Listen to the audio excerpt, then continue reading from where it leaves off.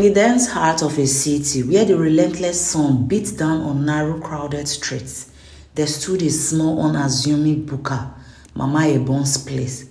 To the untrained eye, it was just another roadside eatery, a rickety structure made of wooden planks barely held together by rusted nails. But to those who knew, Mama Ebun's place was more than just a Bukka. It was a sanctuary, a place where the weary could find solace in a steamy bowl of jollof rice or a plate of spicy egusi. The woman behind this culinary heaven was no ordinary cook.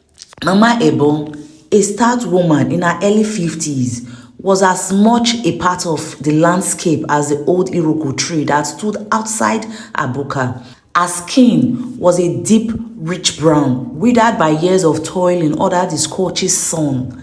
Her hands, rough and calloused, bore the marks of countless burns and cuts from years spent stirring pots and chopping vegetables. But it was her eyes that told the true story of Mama Ebun, a story of loss, resilience, and an unyielding will to survive. Born in the small village of Ilesha in Osun State, Mama Ebun had grown up surrounded by the rich culture and traditions of her Yoruba heritage. Her mother, a formidable woman in her own right, had taught her the art of cooking, how to coerce the most flavor out of a handful of ingredients, how to prepare meals that not only filled the belly but warmed the soul. Cooking for Mama Ebun was not just a skill, it was a way of life, a connection to her ancestors, and a means of survival. When she was 25, Mama Ebun married Eniola, a kind-hearted man who shared her love for food and her dream of opening a restaurant. Together, they saved every kobo they earned, dreaming of a future where they would own a small eatery in the city where there was lots of opportunities. But life, as Mama Ebun would come to learn, had a way of dashing even the best laid plans. They moved to the city with nothing but their dreams and a few personal belongings. The city, with its bustling markets and endless sea of people, was overwhelming, yet they were determined to make it work. Eniola found work as a taxi driver, while Mama Ebun took on odd jobs cooking and cleaning for wealthier families. They scrapped by, saving every naira they could. Just when they thought they were close to realizing their dreams, tragedy struck. Eniola was killed in a motor accident just 3 months after they had settled in the city. The news shattered Mama Ebun. With no children to comfort her and no family in the city, she found herself alone in a place that could be as unforgiving as it was full of promise. Grief threatened to consume her, but Mama Ebun was a woman forged in the fire of hardship. She could not afford to give up. With the small inheritance left by her husband and the little savings they had accumulated, Mama Ebun decided to open the Bukka they had always dreamed of, but not as they had imagined. She rented a tiny stall under a large Iroko tree in a busy neighborhood, a place teeming with day laborers, street vendors, and the everyday hustle and bustle of the city life. Her menu was simple: jollof rice, eforiro, beans, and sometimes pepper soup when she could afford the meat. But her food was special, made with the kind of love and attention that could only come from a place of deep passion and tradition. From the very first day, the aroma of her cooking wafted through the neighborhood, drawing people in. The laborers who spent their days working under the scorching sun found comfort in her meals. Street vendors who barely had time to eat would grab a quick bite at her stall, always leaving with a smile on their faces. Word of Mama Ebun's cooking spread quickly, and soon her Bukka was the place to be. But success, as she would soon learn, brought its own set of challenges. One evening, as she was preparing to close for the day, a group of young men strolled into the Bukka. They were the infamous area boys, a gang that controlled much of the neighborhood.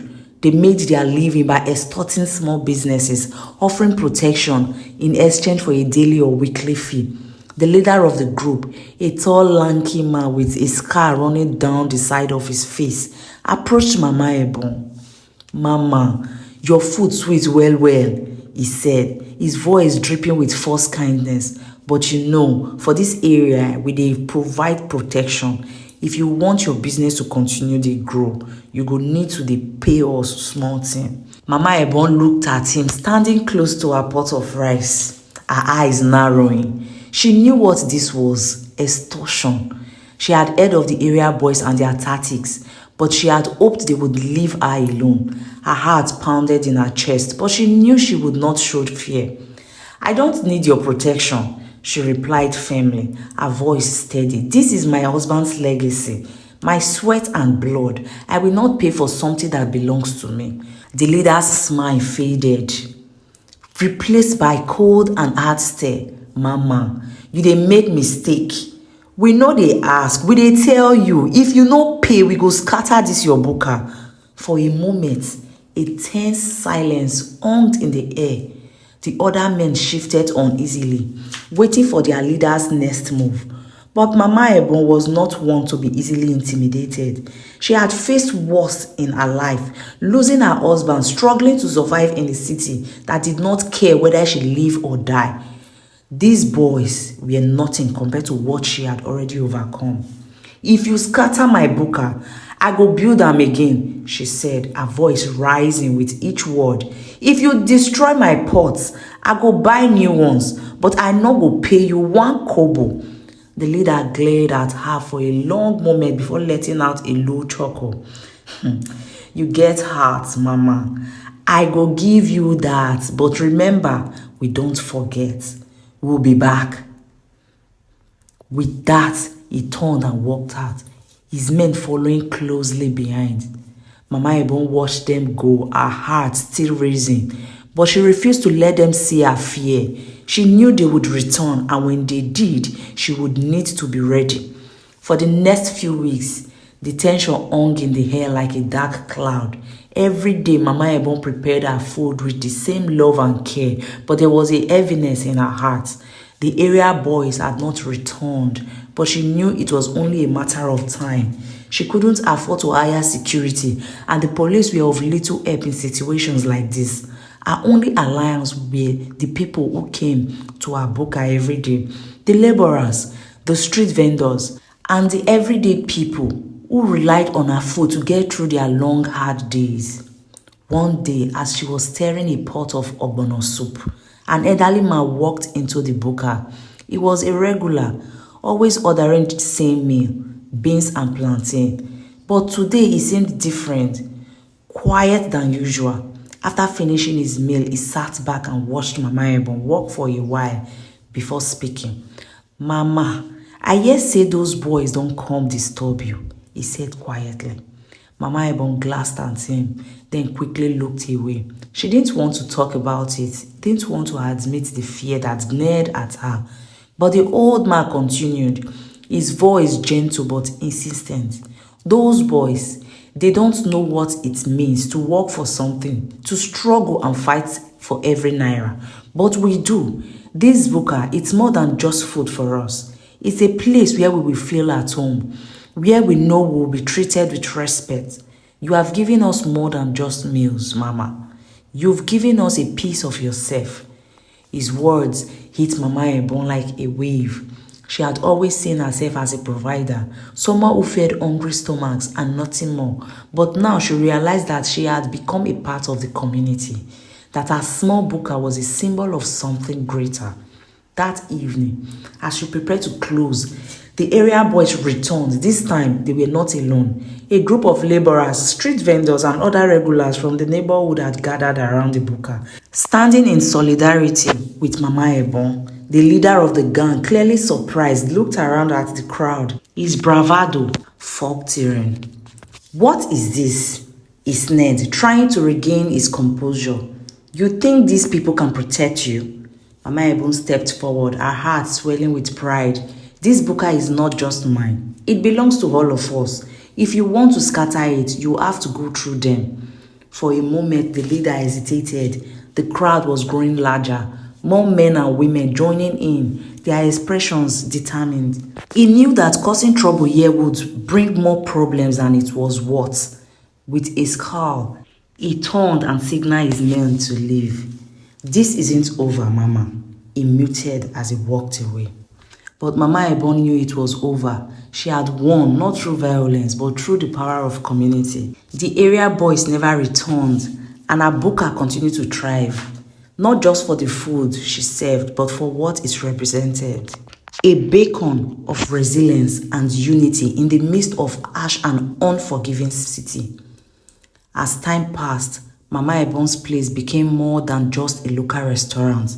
It became a gathering spot for the neighborhood, a place where people could find not only a meal but also companionship, support, and a sense of belonging. The elderly came to share stories of the old days, the youth to seek advice and guidance, and the working class to escape the grind of their daily lives, if only for a moment. Mama Ebon's reputation spread beyond the neighborhood. People from different parts of the city began to visit, drawn by the tales of her courage and the legendary taste of her cooking. She expanded the Bukka little by little, adding more tables, building steadier walls, and even hiring a few young women from the neighborhood to help with the increasing demand. But no matter how much the business grew, Mama Ebon remained the same, a humble, strong-willed woman who treated every customer with the same warmth and respect. Yet, even as her success grew, Mama Ebon never forgot the struggles she had faced. She knew that many in her community were still living on the edge, just as she once had. To give back, she started a small program feeding the hungry and homeless who couldn't afford a meal. Every Sunday, she would prepare extra pots of food and distribute them to those in need. It was her way of paying forward the kindness she had received from the community that had stood by her side. One particular hot afternoon, a familiar face walked into the Bukka. It was the old man who had first rallied the community to stand with Mama Ebon against the area boys. His steps were slower now, his back more hushed, but his eyes still held the same warmth. He sat down, and without a word, Mama Ebon brought him his usual beans and plantain, with a little extra stew, just the way he liked it. As he ate, the old man looked around the bustling Bukka, now filled with laughter, conversation, and the clatter of plates and cutlery. He smiled, a look of contentment on his face. "Mama," he said after a while, "you've done something special here. You've turned this place into a home for so many people." Mama Ebon, wiping her hands on her apron, nodded thoughtfully. "It wasn't just me, Baba. It was all of us. This place is as much as yours as it is mine." The old man chuckled softly. "True, true, but it was your spirit that brought us together. You reminded us that in this city where everyone is trying to get by, we still need each other." They sat in comfortable silence for a moment, watching the life they had helped create around them. Finally, the old man finished his meal and stood up, preparing to leave. "Mama," he said as he turned to go, "never forget, you are not alone. None of us are." That night, as Mama Ebon closed the book, as she reflected on the journey that had brought her here, from the grief and loss of her husband to the struggles of building her business in the tough streets of the city, and finally to the triumph of standing her ground and earning the respect and love of her community, she realized that everything she had endured had led her to this moment, to this place, surrounded by people who cared for her as much as she cared for them. Mama Ebon's place continued to thrive, becoming a symbol of hope and resilience in a city that often demanded too much from those who had too little. And as long as there was breath in her body, Mama Ebon would keep cooking, keep feeding, and keep fighting, not just for herself, but for everyone who had ever found comfort in her food and her unwavering spirit. And so, in the heart of the city, under the shade of the old Iroko tree, the Bukka woman's legacy lived on, a testament to the power of community, the strength of a woman's will, and the unbreakable bond that food can create between people.